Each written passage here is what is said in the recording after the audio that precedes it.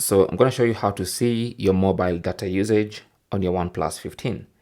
So if you go into settings and then go to mobile network and then scroll down and go to data usage, you can actually see your mobile data usage for your phone. So you can see a graph here. This is today, and you can see a graph for the last probably a month or so. And then you can also see app by app. So you can tap here and see how much mobile data each app has used. Now, if you go back at the top here, you can actually select which SIM card. If you have a dual SIM setup, you can see the mobile data usage for this SIM card and also the mobile data usage for the other SIM card. Okay, so you can check both of them out.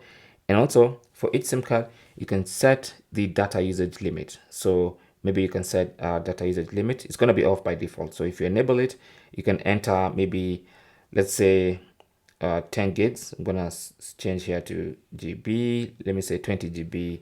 And you can choose to have an alert when you get to 20 GB.